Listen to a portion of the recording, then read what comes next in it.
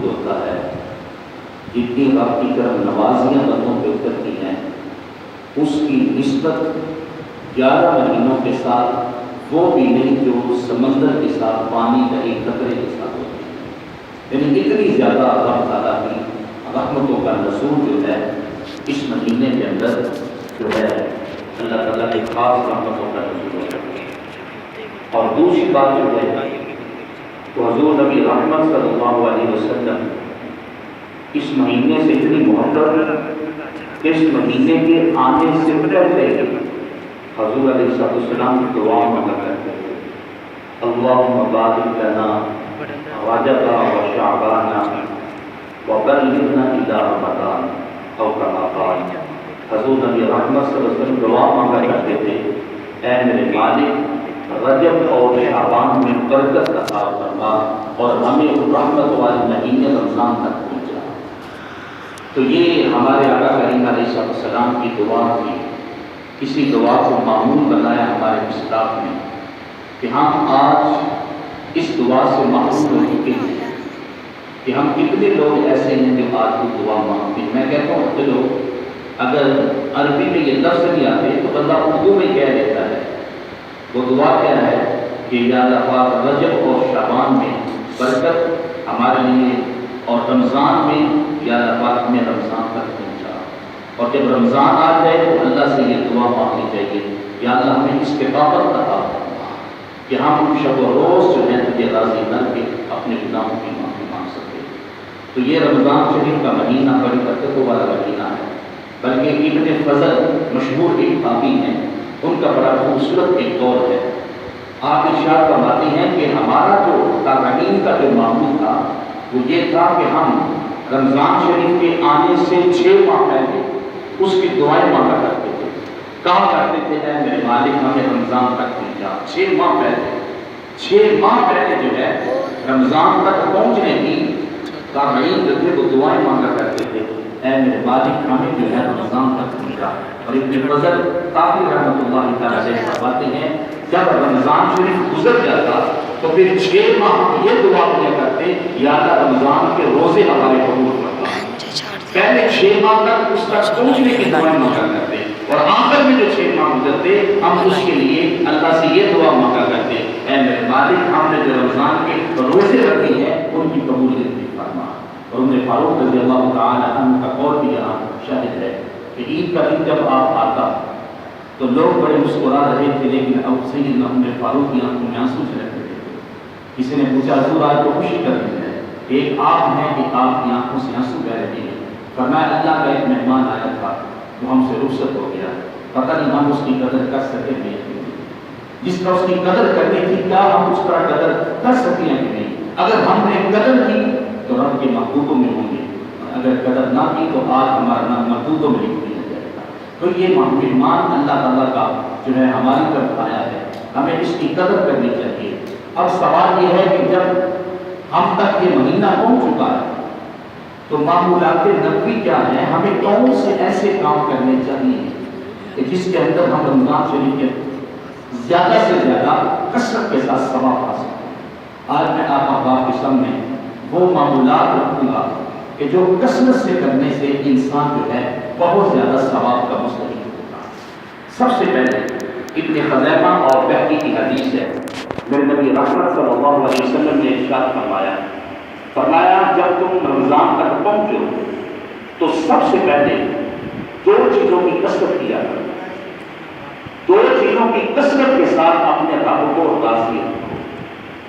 کیا کرو؟ اپنے رب کو راضی رکھو۔ دیکھیں جب رمضان شریف کا مہینہ ہم اس لیے گزارتے ہیں اور روزوں کا احترام کرتے ہیں اس لیے تاکہ ہمارا رب راضی ہو جائے، تو کیوں نہ ایسا عمل کیا جائے جس میں رب کی رضا زیادہ حاصل ہو جائے۔ تو حضور نبی رحمت صلی اللہ علیہ وسلم نے فرمایا کثرت سے رمضان شریف کے مہینے میں کثرت سے 2 چیزوں کے ساتھ اپنے رب کو راضی کیا کرو، اور ان چیزوں سے رب کی رضا جلدی حاصل ہو جاتی ہے۔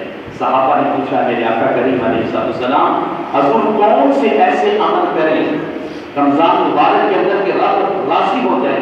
اور حضور نے کثرت کا لفظ استعمال فرمایا، تو حضور نے فرمایا کلمہ طیبہ کی کثرت کیا کرو اور استغفار کی کثرت کیا کرو۔ رمضان شریف کے اندر فرمایا کلمہ طیبہ جو ہے اس کو آپ کثرت سے ذکر کیا کرو. اور جہاں تک کلمہ طیبہ کی فضیلت کے حوالے سے بات ہے، ایک دن اللہ کے پیغمبر موسیٰ علیہ السلام نے اللہ کے دربار میں عرض کی، اے میرے مالک، اے میرے مولا، مجھے کوئی وظیفہ جو ہے وہ عنایت فرمایا جائے. رب تعالیٰ نے فرمایا، اے میرے پیغمبر موسیٰ علیہ السلام، آپ یوں کیا کریں کہ آپ لا الہ الا اللہ پڑھا کریں. کیا پڑھا کریں؟ لا الہ الا اللہ کا وظیفہ پڑھا کریں. اللہ کے پیغمبر موسیٰ علیہ السلام فرمانے لگے، یا اللہ، یہ تو تیری ساری مخلوق کی پڑھتی ہے لا الہ الا اللہ، میں تیرا پیغمبر ہوں، کلیم اللہ ہوں، مجھے کوئی خاص وظیفہ عطا فرما. ظاہر میں پیغمبر ہوں، چنا ہوا ہوں، کوئی وظیفہ بھی خاص ہونا چاہیے نا. یہ وظیفہ تو سارے پڑھتے ہیں، لا الہ الا اللہ، لا الہ الا اللہ، لا الہ الا اللہ، یہ وظیفہ تو سارے پڑھتے ہیں، لیکن مجھے اپنی جناب سے کوئی خاص وظیفہ عطا فرما. تو اس کے جواب میں اللہ رب العزت نے فرمایا، ہے میرے پیغمبر موسیٰ علیہ السلام، میں نے تجھے خاص ہی وظیفہ بیان کیا ہے. اگر تمہیں اس کی فضیلت کا پتہ چل جائے کہ آسمان اور زمین، اس کے درمیان میں جو کچھ ہے، جو خلا ہے، وہ جو ہے ساری دنیا کی نعمتوں سے بھر جائے، لیکن یاد رکھ، اور اگر کل قیامت والے دن میزان کے ایک پلڑے میں رکھ دیا جائے اور ایک پلڑے میں لا الہ الا اللہ رکھ دیا جائے، لا الہ الا اللہ کا پردہ پھر بھی بھاری ہو جائے گا.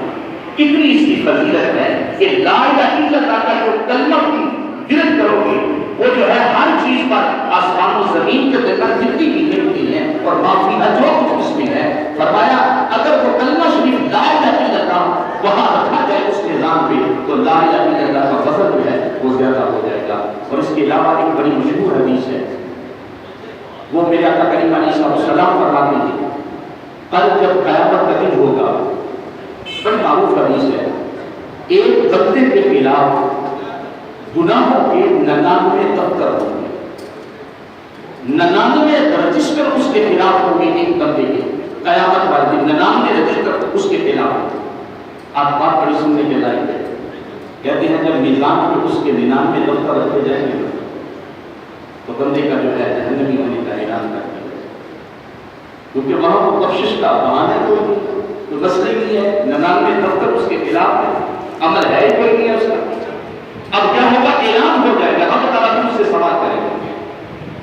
علی کی بیا سے صدا آئی ہے، میرے بندے بتا، میرے جو لکھنے والے فرشتے تھے انہوں نے کوئی کمی کوتاہی تو نہیں کی، لکھنے میں کوئی غلطی تو نہیں کی ہے کہ تیرے خلاف 99 دفتر بنا دیے. تو آگے سے وہ بندہ کہے گا، مالک وہ تیرے بندے ہیں، فرشتے ہیں، تیرے حکم کی پابند ہیں، بھلا وہ غلط کیسے ہو سکتے؟ جو لکھا ٹھیک لکھا ہے.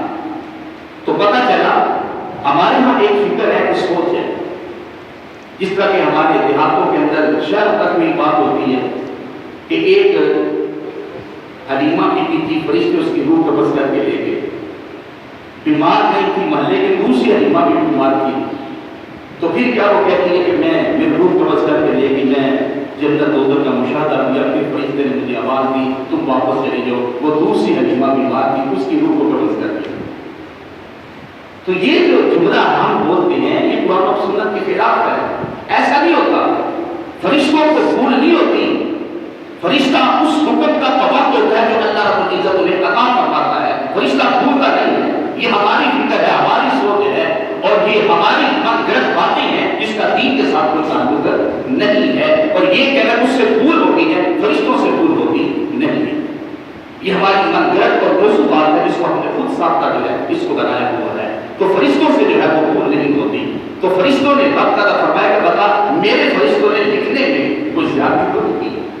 فرشتے وہ اللہ جواب دے گا، مالک وہ تو تیرے حکم کی پابند ہے، جو میں نے کیا تو انہوں نے لکھ دیا ہے، انہوں نے سچ لکھا حق لکھا ہے. تو رب تعالیٰ فرمایا کہ بتا اب تیری رائے کیا ہے؟ تو کہے گا مالک وہ تیرا حکم ہے، میرے پاس تو لکھنے کا ایک عمل ہی نہیں ہے، بتا میں کیا کہہ سکتا ہوں؟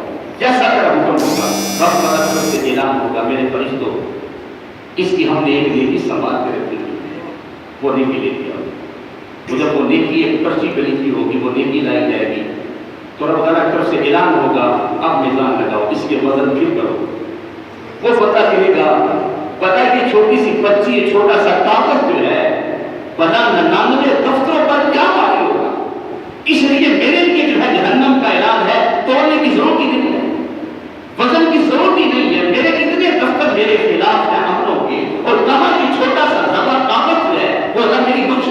وسیلہ کیسے بن سکتا ہے؟ رب کی طرف سے اعلان ہوگا کہ جو جیسا کہا جاتا ہے ویسے کرو. جب میزان لگایا جائے گا 99 دفتر جو ہے ہلکے پڑ جائیں گے، اس کا وزن بڑھ جائے گا، اس کا ایک وزن بڑھ جائے گا. وہ بندہ عرض کرے گا رب کی بارگاہ میں، یا اللہ یہ کون سا عمل ہے جس کی اتنی قوت ہے، جس کے اندر اتنی طاقت ہے کہ 99 دفتر بھی جو ہے وہ ٹوٹ گئے ہیں اور یہ اس کا پلڑا بھاری ہو گیا ہے، پتہ کیا ہے؟ رب تعالیٰ فرمائے گا یہ تیرا وہی کلمہ طیبہ ہے جو تو نے اخلاص میں دنیا میں رہ کر اخلاص کے ساتھ پڑھا تھا، میں نے وہ محفوظ کر کے رکھا ہوا. وہ کلمہ طیبہ جو ہے میں نے محفوظ کر کے رکھا ہے، وہ جو تم نے ایک مرتبہ اخلاص کے ساتھ پڑھا تھا. تو حضور نبی رحمت صلی اللہ علیہ وسلم کی حدیث مقدسہ بھی ہے. حضور فرماتے ہیں کہ رمضان شریف کے اندر جو 2 چیزوں کی کثرت کیا کرو، اور ایک کا نام ہے کلمہ طیبہ. کلمہ طیبہ کا کثرت کے ساتھ آپ ذکر کریں تاکہ زیادہ سے زیادہ ہم ثواب کے مستحق ہو سکیں. اور دوسری چیز کو حضور نے جو بیان کروایا فرمایا استغفار کثرت سے کرو، کثرت سے استغفار کرو، رب سے معافی مانگو. آقا کریم علیہ السلام نے ارشاد فرمایا، حضور فرماتے ہیں جو رب سے معافی مانگنا چاہتا ہے رب معاف کر دے. وہ بڑا کریم ہے، وہ بڑا کریم ہے. دیکھیں میرا اور آپ کا انداز کیا ہے. اگر ہمارے دروازے پر کچھ فقیری کا بیس بدل کر دروازے پہ مانگنے آ جائے ہم اس کی جھولی خالی دیکھتے. اسی طرح رمضان شریف کے مہینے میں جو بسا نیکوں کا دباتا اور کہ اللہ کے در آ جاتا ہے رب اسے بھی معاف کروا دیتا. رب اس کے بھی جب میں اور آپ اتنا لحاظ کرتے ہیں فقیری کے بیس کا، تو جب ہم نیکی کا دباتا ہو کے رمضان شریف میں آ جاتے ہیں وہ اللہ کو بڑا کریم ہے، وہ سخی ہے اور ہر بڑے سخی سے سخی ہے. اللہ کے دروازے میں جب کوئی بندہ نیکیوں کا دباتا ہو کے آ جاتا ہے اللہ تعالیٰ اس کے پچھلے گناہوں کو معاف کرتا ہے.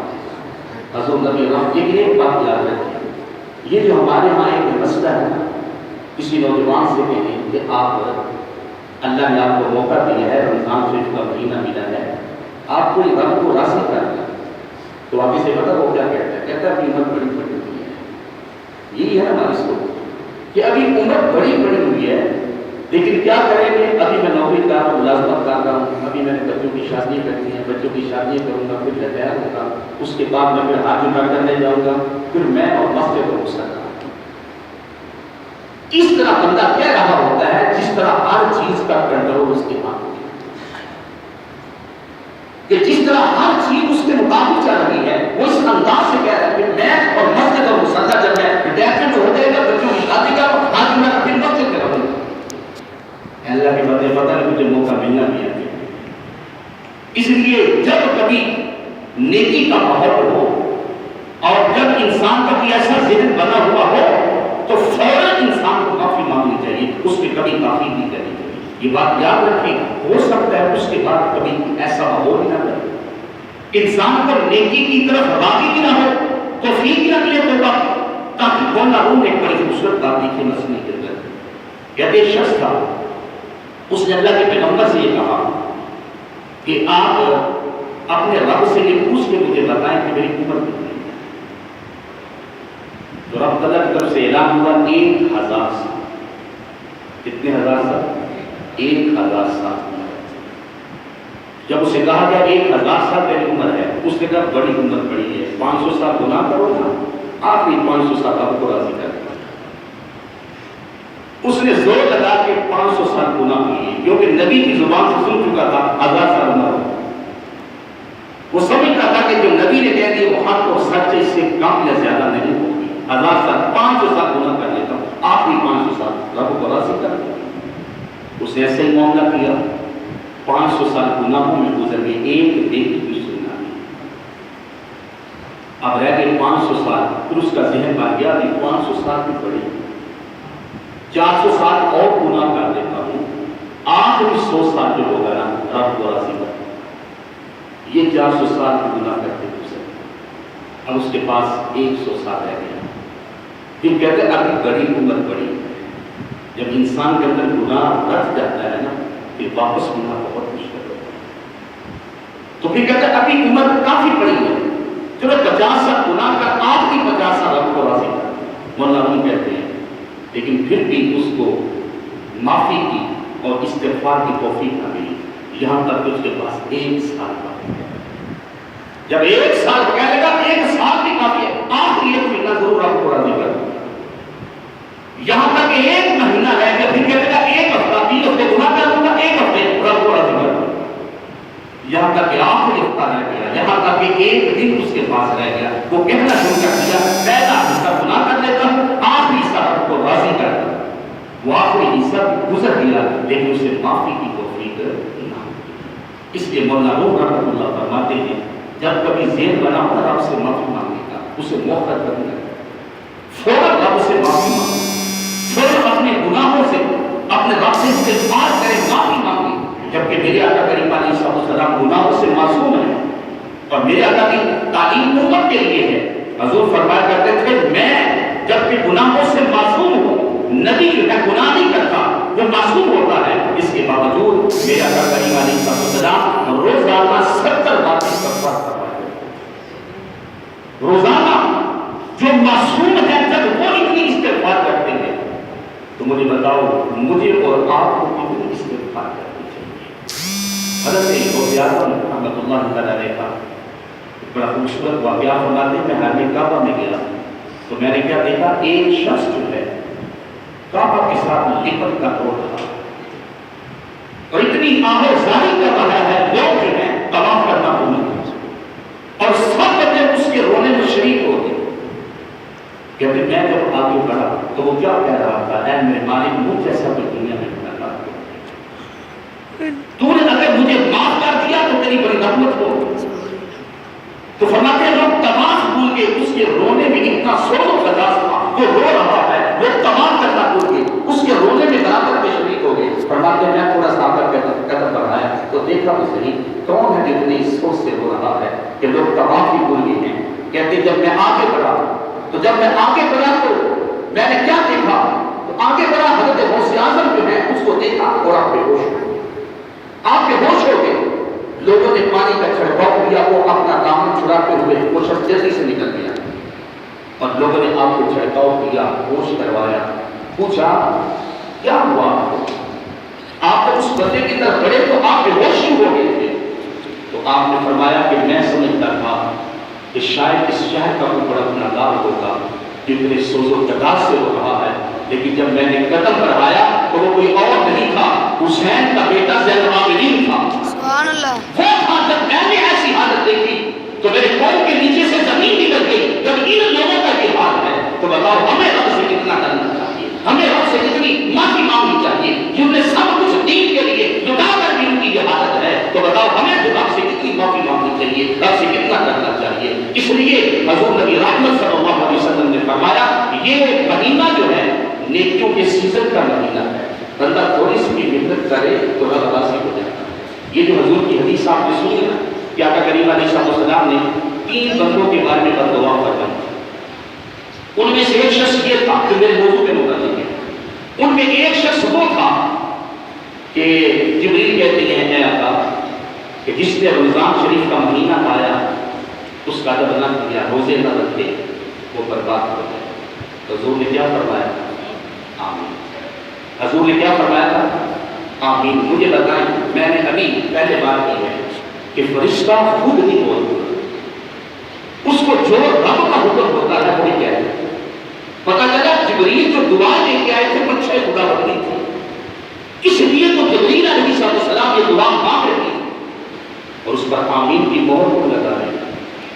میرے رب نے آپ سارے بادشاہوں میں ایسے انتظار ہیں، عمر کا زیادہ حصہ آپ نے گزارا، مجھے بتائیں کہتے ہیں ماں اپنی اولاد سے بڑی پیار کرتی، بڑی محبت کرتی۔ اگر ایک بندہ آپ کی ماں سے کہے کہ میں تیرے بیٹے کے حق میں بد دعا کرتا ہوں تو آمین کہہ، تو بتائیں ماں اس کی دعا سنے؟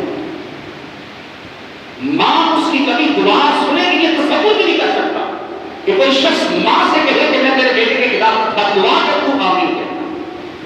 میں کہتا ہوں کہ حضور کو ماں سے بھی زیادہ پیار کرتے ہیں۔ آپ کی شان ہے رؤوف الرحیم، بالمؤمنین رؤوف الرحیم، آپ مومنوں پر ہر جو ہے وہ مہربان ہے، رحمت فرمانے والے ہیں، شفقت فرمانے پھر یہ کیسے ہو گیا کہ جبریل دعا کرنے کا دعا مت لیتے اور رسول آمین کہہ رہے ہیں؟ یہ کیوں کہہ رہے ہیں؟ اس لیے شارحین حدیث نے بڑا خوبصورت نقطہ لکھا. شارحین حدیث فرماتے ہیں کہ حضور نے اس لیے دعا پہ آمین کہا کیونکہ رمضان شریف کے اندر بندہ تھوڑی سی بھی محنت کرے تو رب معاف کر دیتا ہے، رب راضی ہو جاتا ہے. تو جب اس نے رمضان میں تھوڑی سی محنت بھی نہ کی ہو تو میرے آقا کریم علیہ السلام نے فرمایا اس نے تھوڑی محنت بھی نہیں کی ہے، ہاں اسی لائق ہے جبریل تو کہہ اور میں آمین کہہ دیتا ہوں کہ جس نے تھوڑی سی محنت کر کے اپنے رب کو راضی نہیں کیا وہ اسی لائق ہے اس کے لیے پر دعا کی جائے. اس لیے جبریل کہتی ہے جس نے رمضان کا مہینہ پایا اس کا ادب نہ کیا تو حضور نے فرمایا آمین. تو پتہ چلا کہ رمضان شریف کے مہینے میں انسان اگر تھوڑی سی بھی کوشش کرتے تھوڑی سی بھی کوشش کرتے تو اللہ رب العزت جو ہے بندے سے راضی ہو جاتا ہے. تو اس لیے اگر ہم کثرت کے ساتھ استغفار کریں گے تو حضور نے فرمایا دو چیزوں کے ساتھ. اب یہ سوال یہ ہے اور میں سوال کلیئر کرتا چلوں. یہ سوال کا ہوتا ہے دیکھیں نہیں انسان ہوتا ہے وہ گناہ کرتا ہے پھر معافی جو ہے اللہ سے مانگتا ہے اور پھر وہ توبہ ٹوٹ بھی جاتی ہے تو پھر انسان کو کیا کرنا چاہیے؟ تو یاد رکھیں انسان کو توبہ کا دامن نہیں چھوڑنا چاہیے، توبہ کا دامن نہیں چھوڑنا چاہیے. بار بار روایات میں آتا ہے کہ اگر انسان کی روزانہ 70 مرتبہ توبہ کر کے بھی ٹوٹ جائے تو توبہ کا دامن اسے کبھی نہیں چھوڑنا. یہی فرق ہے آدم کے اولاد میں اور شیطان میں. شیطان رب کی رحمت سے مایوس ہو گیا تھا اور آدم علیہ السلام اپنے رب کی رحمت سے مایوس نہیں. اس لیے یہ رمضان شریف جو ہے نیکیوں کا سیزن ہے. جس طرح کوئی تاجر لوگ کہتے ہیں کہ آج ان کے اختیار کا مسجد بھی بڑا کم دکھائی دے رہے ہیں. جی ہمارا سیزن ہے نا، یہ کہتے ہیں سیزن ہے ہمارا. تو جس طرح ہر بندے کا سیزن ہوتا ہے اس طرح یہ نیکیوں کا سیزن ہے کہ رب تعالیٰ نیکیوں کا سیزن عطا فرمائے. میں کہتا ہوں ٹھیک ہے آپ کام کریں، میں یہ نہیں کہتا آپ کام نہ کریں، کام کریں لیکن کام کو تھوڑا سا کم کر دیں تاکہ زیادہ سے زیادہ آپ عبادت کر سکیں. اور اس کے جو خاص رمضان شریف کے تحفے ہیں ان میں سے ایک تحفہ بھی جو حضور نبی رحمت صلی اللہ علیہ وسلم نے فرمایا تھا کہ رمضان شریف کے بارے میں روزے کے بارے میں فرمایا جس نے رمضان کا روزہ رکھا اللہ اس کے پہلے گناہوں کو معاف کرنا ہے. روزہ فرض ہے لیکن جب رات کا قیام بیان فرمایا جو نفل ہے، تراویح سنت موقع ہے، نفل جس کو لمبا کہتے ہیں، تو جب حضور نے اس کا ثواب بیان کیا اس کا ثواب بھی یہی ہے کہ جس نے رات کو قیام کیا اللہ اس کے گناہوں کو بخش دیتا ہے. اب دیکھیں فرض ہے اور وہ نفل ہے لیکن جب ثواب دونوں کا بیان کیا تو ایک جیسا بیان کیا اور میں جو روزے رکھتا ہے اللہ رب العزت جو ہے اس کے بھی گناہوں کی معافی فرما دیتا ہے اور جو رات کو قیام کرتا ہے اللہ تعالیٰ اس کے گناہوں کی معافی فرما دیتا ہے. اگر ہمیں کہا جائے کہ یہ سودا جو تم نے لیا ہے بڑے مہنگے داموں میں بک رہا ہے تو ہر تاجر کوشش کرے گا کہ میرا مال بھی وہاں جا کے بکے. تو ذرا دیکھیے ہماری نیکیوں کو اکٹھا کرنے کا ہمارا کتنا وہ آج شوق جو ہے. حضور نبی رحمت کی حدیث سے فرمایا کہ جو بندہ نماز تراویح کا ایک سجدہ دیتا ہے اللہ تعالیٰ اس کو 1500 نیکی کا ثواب دیتا ہے. 1500 نیکی کرنے کے لیے وقت چاہیے، صحیح بات ہے کہ عمل چاہیے، وقت چاہیے، محنت چاہیے، ہمت چاہیے تو پھر جا کے 1500 نیکی ہوتی ہے. اور کہاں فرمایا 1500 ایک سجدہ جو کرتا ہے نماز تراویح کا 1500 نیکیاں کا عطا ہوتا ہے. تو 20 تراویحوں کے 40 سجدوں پر 60,000 نیکی. کتنی نیکی؟ 60,000. زیادہ سے زیادہ گھنٹہ یا 1.5 گھنٹہ لگ جائے گا تو پتہ چلا 1.5 گھنٹے کے اندر بندہ 60,000 نیکیوں کو خزانہ اکٹھا کرتے ہیں. تو اس لیے حضور نبی رحمت صلی اللہ علیہ وسلم نے فرمایا تھا کہ وہ بندہ اس کے لیے بددعا پر حضور نے مہر لگا دی کہ جس نے تھوڑی سی محنت بھی نہیں کی ہے رب کو راضی نہیں کیا وہ اسی لائق ہے کہ جبریل تو دعا کر اور میں محمد مصطفیٰ اس میں آمین کی مہر لگا دیتا ہوں. اس لیے جو ہے کثرت سے پہلی چیز کلمہ طیبہ کا کثرت ہے. میں معمولات بتا رہا ہوں کہ رمضان شریف کے اندر کون سے عمل کرنے چاہیے یا رمضان کو کیسے گزارنا چاہیے. سب سے پہلے جو حضور کی حدیث ہے کلمہ طیبہ کا کثرت کے ساتھ ذکر کریں. اور دوسرا جو ہے استغفار. استغفار جو ہے وہ کلمہ طیبہ کا ایک حصہ ہے. استغفار جو ہے وہ کلمہ طیبہ کا ایک حصہ ہے. استغفار جو ہے وہ کلمہ طیبہ کا ایک حصہ ہے. رب سے معافی مانگے. اور حضور کی حدیث ہے جو رب سے معافی مانگتا ہے رب اسے معاف کرنا ہے. اور دو چیزیں اور حضور نے بیان کرنا ہے. حضور نے فرمایا کہ ایک چیز جو ہے اس کو رب سے طلب کرو اور ایک چیز سے پناہ مانگو. چار چیزوں کا ذکر ہے حدیث کے اندر. دو کو کثرت سے کر کے رب کو راضی کرو اور دو چیزیں ایسی ہیں ایک رب سے طلب کرو اور ایک سے رب کی پناہ مانگو. طلب کس سے کیا کی؟ کون سی چیز کرتی؟ فرمایا رب سے جنت طلب. رمضان کے مہینے میں کیا رب سے طلب کرو؟ جنت جو ہے وہ طلب کرو. ہر نماز کے بعد رب سے دعا مانگو جنت. اور جنت کے بارے میں حضور نبی رحمت نے فرمایا وہ ایسی چیز ہے کبھی انسان کے ذہن میں ایسا تصور بھی نہیں کر سکتا. وہ کیا ماحول ہوگا جنت کا کہ انسان کے ذہن میں اس کا کبھی تصور بھی گزرا نہیں ہے. وہ آج مقام ہے جنت کا. اور حضور نبی رحمت سے فرمایا جنت کے اندر تم کھاؤ گے پیو گے لیکن پخانہ وغیرہ پیشاب وغیرہ نہیں ہوگا.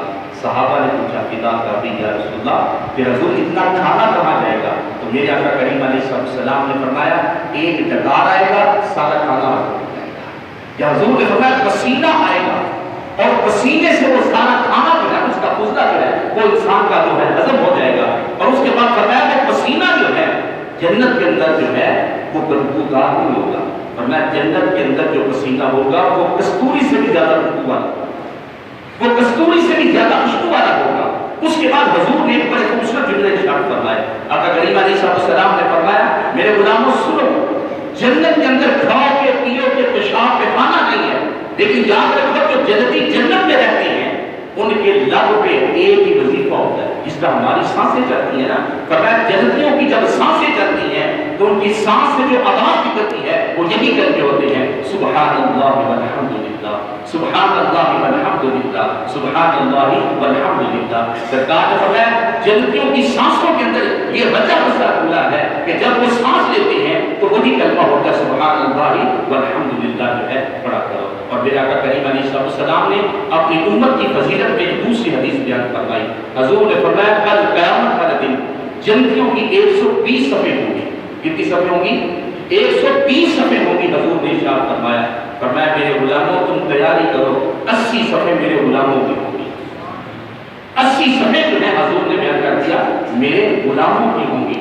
یہ جو آج فکر ہے کہ حضور کو اپنا بھی پتہ نہیں ہے پتہ چلا یہ فکر قرآن و سنت کے خلاف ہے. حضور نے تو یہاں تک بیان کر دیا ہے کہ حضور نے بیان فرما دیا کہ میرے جو غلام ہیں ان کی 80 صفیں جو ہیں ہوں گی اور اس کے علاوہ باقی جتنی امتیں ہیں ان کی 40 جو ہیں وہ صفیں ہوں گی. تو حضور نے فرمایا اس جنت کو جو ہے جلدی جو ہے رب سے طلب کرو. پھر فرمایا ایک چیز سے رب سے پناہ مانگو. صحابہ نے پوچھا حضور کون سی چیز ہے؟ حضور نے فرمایا جہنم سے پناہ مانگو. رمضان شریف کے اندر کتنے کام کرتے ہیں؟ 4. پہلا کیا کرتا ہے؟ کثرت سے کلمہ کرتا ہے. دوسرا کیا کرتا ہے؟ کثرت سے استغفار. تیسرا عمل کیا کرنا ہے؟ جنت طلب کرنی ہے رب سے جنت کی دعا مانگنی ہے. اور چوتھا عمل کیا کرنا ہے کہ جہنم سے پناہ جہنم سے پناہ مانگے. حضور نبی رحمت صلی اللہ علیہ وسلم نے جہنم کے بارے میں ارشاد فرماتے ہوئے ارشاد فرمایا میرے غلاموں یہ جو دنیا کی آگ ہے یہ جہنم کے 70ویں حصے میں سے ایک ہی حصہ ہے. تو صحابہ نے کہا حضور یہ 70واں حصہ بھی کافی گرم ہے. حضور نے فرمایا یاد رکھو جہنم کی آگ اس سے 69% زیادہ گرم ہے. 69% جو ہے وہ جہنم کی آگ جو ہے وہ زیادہ گرم ہے. اور میرے آقا کریم علیہ السلام نے ایک حدیث کے اندر فرمایا اے میرے غلام میں نے جنت کا بھی مشاہدہ کیا اور دوزخ کو بھی میں نے دیکھا ہے. میں نے جنت کے اندر کثرت کے ساتھ غرباء کو دیکھا ہے فقیروں کو دیکھا ہے جو رب کو راضی کرنے والے تھے. اور جہنم کے اندر کثرت سے میں نے عورتوں کو دیکھا ہے. جہنم میں کثرت سے عورتوں کو دیکھا ہے اور جنت کے اندر میں نے کثرت سے غرباء اور فقراء کو دیکھا ہے. اور جہنم کے اندر کثرت سے میں نے عورتوں کو دیکھا ہے. جب حضور نے اس روایت کو بیان کیا تو ایک حبشن کھڑی ہوئی.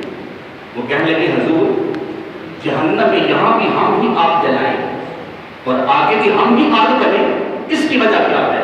سرکار علیہ السلام نے فرمایا تمہاری کثرت اس لیے ہوگی خاوند کی ناشکری کی وجہ سے. اور جب تم کبھی خاوند سے ڈرتی ہو اگرچہ تمہیں اس نے ہر سہولت پہنچائی ہو لیکن تم خاوند سے ڈرتی ہو تو خاوند پر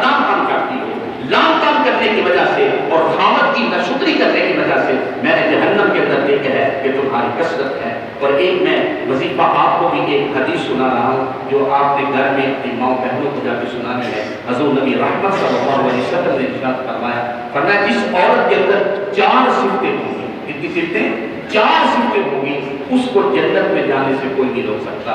صحابہ نے کہا حضور وضاحت فرمائے۔ حضور نبی رحمت صلی اللہ علیہ وسلم نے فرمایا جو عورت جو ہے 5 وقت کی نماز پڑھے، رمضان شریف کے روزے رکھے، اپنی عزت کی حفاظت کرے اور اپنے خامد کی غیر موجودگی میں جو ہے اس کی جو ہے اپنی عزت کی حفاظت کرے اور خامد کی جو ہے ہر بات مانے، اس کی اطاعت کرے، حضور فرماتے ہیں ادھر اس کی روح نکلتی ہے، ادھر جنت کے فرشتوں سے جنت میں پہنچا دیتی ہے۔ فرمایا جس عورت کے اندر 4 صفتیں ہوں گی، اللہ رب العزت جو ہے اس عورت کو جو ہے وہ جنت میں پہنچا دیتے ہیں۔ اور اس کے برعکس حضور نے یہ بھی حدیث بیان فرمائی ہے۔ حضور نے فرمایا کہ جو عورتیں اپنے خامد کی غیر موجودگی میں ان کی اجازت کے بغیر گھر سے باہر نکلتی ہیں تو آقا کریم علیہ السلام نے فرمایا جب تک وہ گھر میں لوٹ کے نہیں آتی اس وقت تک اللہ اس کے فرشتوں کی لعنت اس عورت پہ برس رہی ہوتی ہے، اس عورت پہ اللہ اس کے رسول کی اور فرشتوں کی لعنت برس رہی ہوتی ہیں۔ تو میرے آقا کریم علیہ السلام نے ارشاد فرمایا تھا میں نے جنت کے اندر کثرت سے غرباء اور فقراء کو دیکھا ہے اور میں نے جہنم کے اندر عورتوں کو دیکھا ہے زیادہ، اس لیے کہ وہ خامد پر ناکام کرتی ہیں اور خامد کی جو ہے نشوبی کرتی ہے، میں نے جہنم کے اندر دیکھا۔ تو آپ اللہ رب العزت نے حضور نبی رحمت صلی اللہ علیہ وسلم نے فرمایا کہ 4 چیزوں کی جو ہے حضور نے حدیث کے اندر ارشاد فرمایا کہ پہلا کلمہ طیبہ کثرت سے پڑھنا ہے اور دوسری چیز جو ہے استغفار کرنی ہے رمضان شریف کے اندر، اور 2 چیزیں جو ہے جنت کو رب سے طلب کرنا ہے اور جہنم سے رب کی پناہ مانگنی ہے۔ ایک وظیفہ میں آپ کو بتا دیتا ہوں، یہ تو ہے عمل کرے تو رب جنت عطا کرے، لیکن ایک تو عمل ایسا بھی ہے جس کے کرنے سے جنت خود کہتی ہے یا اللہ اس کو میرے اندر بھیج دے۔ کوئی مشکل وظیفہ نہیں ہے، مشکات کی حدیث ہے، نبی رحمت صلی اللہ علیہ وسلم نے فرمایا، حضور نے فرمایا جو بندہ ہر فرض نماز کے بعد، جن کے بعد سنتے ہیں سنتے پڑھ کے، جن کے بعد سنتے نہیں ہیں وہ فرائض پڑھنے کے بعد، فرمایا جو بندہ 3 مرتبہ یہ جملہ کہتا ہے اللہم ادخلنا الجنہ، اللہم ادخلنا الجنہ، اللہم ادخلنا الجنہ، فرمایا جو 3 مرتبہ یہ بندہ کہتا ہے اللہم ادخلنا الجنہ، اللہم ادخلنا الجنہ، اللہم ادخلنا الجنہ، مشکات کی حدیث ہے، میرے آقا کریم علیہ السلام فرماتے ہیں جنت خود آوازیں لگاتی ہے یا اللہ اس بندے کو جلدی میرے اندر داخل کرنا۔ تو اس لیے اگر ہم یہ عمل کریں گے، چھوٹا سا عمل ہے، مختصر سا عمل ہے، اگر ہم جو ہے عمل جنت والے اعمال بھی کریں لیکن یہ فرض نماز کے بعد ضرور پڑا کریں کہ جنت خود دعائیں مانگتی ہے یا اس بندے کو میرے اندر داخل کر دے۔ اور مشکات ہی کی حدیث ہے، میرے آقا کریم علیہ السلام نے ارشاد فرمایا، آپ نے فرمایا جو فرض نماز کے بعد یہ 3 مرتبہ کہتا ہے اللہم اجرنا من النار، اللہم اجرنا من النار، اللہم اجرنا من النار، جہنم خود کہتی ہے یا اللہ جب یہ مجھ سے بچنا چاہتا تو اس سے بچا لیجیے۔ قرآن کے کیسا معنی ہے یا اللہ جب یہ میرے اندر آنا ہی نہیں چاہتا تو یا اللہ اس کو مجھ سے محفوظ فرما دے۔ تو یہ 4 چیزیں جو ہیں رمضان شریف کے معمولات میں سے 4 چیزوں کو آپ نے اس کا لحاظ رکھنا ہے۔ میں یہ بارے دیگر اس لیے بار بار کہہ رہا ہوں کہ آپ کو یاد ہو جائے کلمہ طیبہ کا بھی، استغفار، جنت کو طلب کرنا اور جہنم سے معافی مانگنا۔ اس کے علاوہ میرے آقا کریم علیہ السلام فرماتے ہیں کہ یہ رمضان شریف کا جو مہینہ ہوتا ہے اس کی ہر دن اور ہر رات میں اللہ تعالیٰ لاتعداد بندوں کو جہنم سے نکال کر جنت میں داخل فرماتے ہیں۔ اس کا ایک لمحہ برکتوں والا ہے، فرمایا اللہ رب العزت جو ہے اس کا ایک لمحہ برکتوں والا بنایا ہے، اور ہوتا کیا ہے کہ 24 گھنٹے میں سے اللہ تعالیٰ سینکڑوں بندوں کو، لاکھوں اربوں بندوں کو، لامحدود بندوں کو اللہ جہنم سے نکال کر جنت میں داخل فرما دیتا ہے۔ لیکن حضور نے فرمایا 4 بندے ایسے ہیں، کتنے بندے؟ 4 بندے ایسے ہیں جن کی اس مہینے میں بخشش ہے،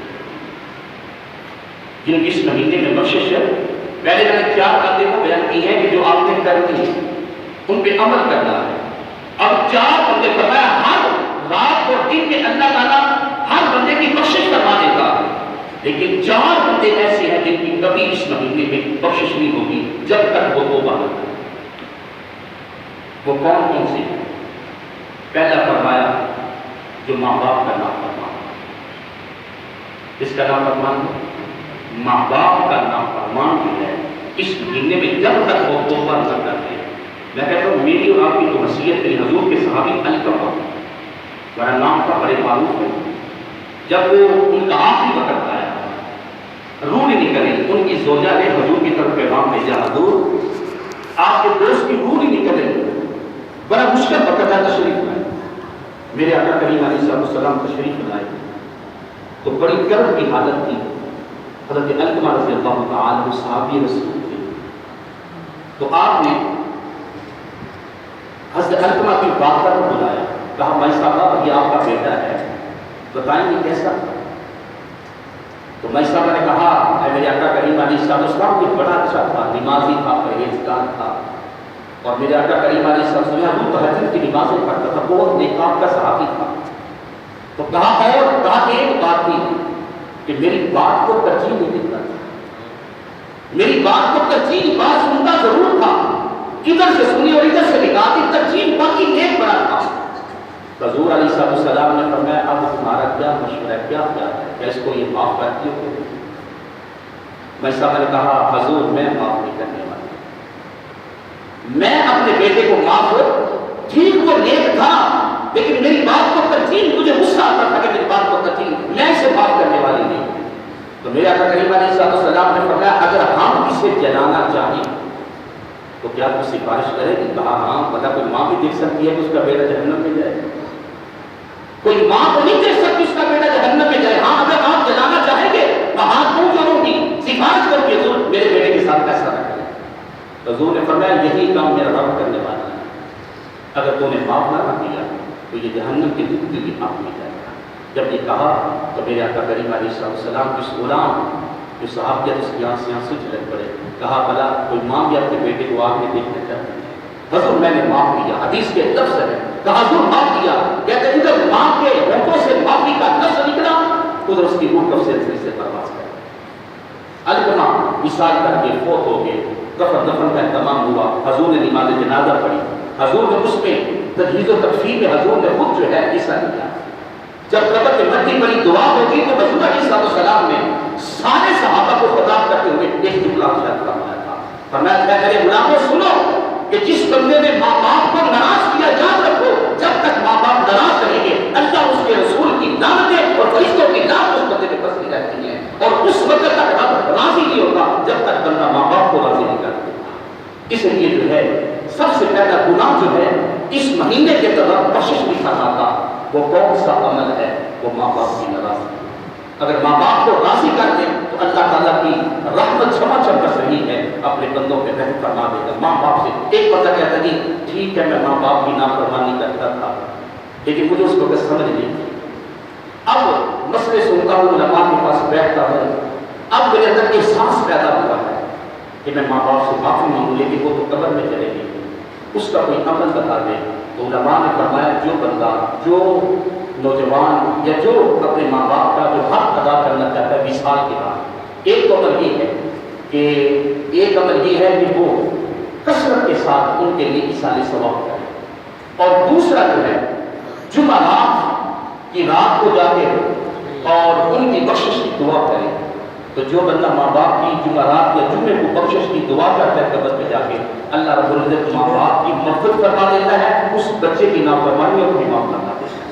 اس لیے اگر کوئی بندہ چاہتا ہے کہ مداوع چاہتا ہے ماں باپ کی نافرمانی ہو گئی ہے، اگر اب اس کا کوئی حل ہے تو شریعت نے یہ مسئلہ بیان فرمایا ہے. اور اگر یہ دوسرا طریقہ بھی بیان فرمایا، جمعرات اور جمعہ کی درمیانی شام مغرب کے بعد جو بندہ 2 رکعت نفل کرتا ہے، نفل کرنے کے بعد اس کا ثواب ماں باپ کو پہنچا دیتا ہے، اور اس کے ماں باپ جب قبر سے اٹھیں گے اس حالت میں بھی وہ اپنی اولاد سے راضی ہو چکے ہوں گے. تو یہ انسان اگر بظاہر یہ عملیات کرے تو اللہ رب العزت جو ہے ماں باپ کی رضا اس بندے کو حاصل ہو جائے گی. فرمایا 4 بندے ایسے ہیں جن کی بخشش نہیں ہوگی، ایک ماں باپ کا نافرمان، اور دوسرا فرمایا کہ جو شراب کا عادی ہے، شراب کو چھوڑتا نہیں ہے، یہ کہ وہ شراب سے معافی مانگ لے تو اللہ اسے معاف کر دے گا، لیکن شراب سے معافی نہیں مانگتا اسی طرح وقت گزار رہا ہے، ورنہ رمضان کے مہینے میں اس بندے کی بخشش نہیں ہوگی. اور تیسرا بندہ وہ جو ارشاد فرمایا، تیسرا بندہ وہ ہے جو اپنے رشتوں کو توڑتا ہے، خونی رشتوں کو توڑتا ہے. فرمایا اگر ہمارا آج یہی ہے نا، ہم موقف یہی ہم کہتے ہیں کیا کریں جی حضرت ہم تو چاہتے ہیں کہ ہمارے رشتے دار نہ ناراض ہوں، لیکن وہ جان بوجھ کے ناراض ہوتے ہیں، جب وہ ہو جاتے ہیں تو ہم بھی ان سے ناراض ہوتے ہیں. تو یہ دکانداری اخلاق نہیں ہے. اخلاق یہ ہے کہ اگر کوئی برا کرے تو آپ اس کا اچھا جو ہے اچھی طرح اس کے ساتھ پیش آئے، اور جیسا وہ کرے گا اگر آپ ویسا کریں گے تو اسے اخلاق نہیں کہتے، اسے دکانداری کہتے ہیں. اگر کوئی برا کرتا ہے تو آپ اس کے ساتھ اچھا کریں. تو فرمایا جو بندہ اپنے رشتے داروں کے ساتھ رشتے دار میں توڑ دیتا ہے اس مہینے اس کی کوشش بھی نہیں ہو سکتی. اور چوتھا بندہ جو ہے کینہ پرور لوگوں کے اندر نفرت پھیلاتا ہے، فرمایا اس مہینے کے اندر اس کی بخشش بھی نہیں ہوتی. تو میں نے 4 چیزیں وہ رکھی ہیں جس کو اپنانے کا، اور 4 وہ گناہ ہیں کہ جن کے توبہ نہ کرنے سے انسان کی معافی اور بخشش نہیں ہوتی. اور میرے نبی رحمت آخری لفظ سمجھ رہا ہوں، میرے آقا کریم علیہ السلام نے فرمایا کہ روزے دار کا احترام کرو، اور یہاں تک کہ تم سے جو کچھ ہو سکے روزے دار کو اس کی افطاری کرواؤ. ایک بندہ کہتا ہے کہ میرے آقا کریم علیہ السلام ہر بندے کے پاس اتنے وسائل تو نہیں ہے کہ کسی کا روزہ افطار کروا سکے. تو حضور نے فرمایا ضروری نہیں ہے کہ کسی کو سیر کر کے کروا. تو حضور نے فرمایا ایک کھجور سے کسی کا روزہ افطار کروا. اگر کھجور سے روزہ افطار کرواؤ، اگر حضور کو یہ بھی نہ کر سکے تو عربی کے اندر ہے مزید کسے کہتے ہیں اہل عرب، کہ دودھ کے اندر پانی ملانا. کہ عربوں کے اندر یہ بڑا معروف طریقہ تھا کہ دودھ کے اندر پانی ملا کے پینا بڑا پسند، اس کو مزید کہتے ہیں عربی کے اندر. تو حضور نے فرمایا جس کو ہماری زبان میں لسی کہتے ہیں، تو حضور علیہ السلام نے فرمایا اگر تمہارے پاس کھجور میں لسی سے کسی کا روزہ افطار کرا دو اللہ تعالیٰ روزے دار کو تمہیں ثواب عطا فرمائے. اور اگر وہ کسی کا پیٹ بھر کے کھانا کھلاتا ہے تو میرا آقا کریم کہ یہ لفظ بھی سماعت فرمائے. حضور نے فرمایا جو کسی کو پیٹ بھر کے کھانا کھلاتا ہے، اسے پانی پلاتا ہے، حضور نے فرمایا وہ حوض کوثر سے پیے گا. تو میرے حوض کوثر سے اپنے ہاتھوں سے اسے جام پلاؤں گا، اور اسے جو ہے پھر ساری قیامت کے مرحلے میں کبھی پیاس نہیں لگے گی. اب یہاں ایک اور مسئلہ عرض کرنا چاہتا ہوں. یہ جو ہم روزہ کھولتے ہیں، روزہ اس کے لیے مسئلہ یہ ہے کہ روزہ کھولنے کی دعا جو ہم پڑھتے ہیں وہ کس وقت پڑھنی چاہیے. تو مسئلہ یہی ہے، صحیح مسئلہ کہ بسم اللہ شریف پڑھ کے آپ روزہ کھول دیں کھجور کے ساتھ. اس کے بعد دعا پڑھنی چاہیے اللہم انی لک صمت وبک آمنت وعلیک توکلت وعلی رزقک افطرت.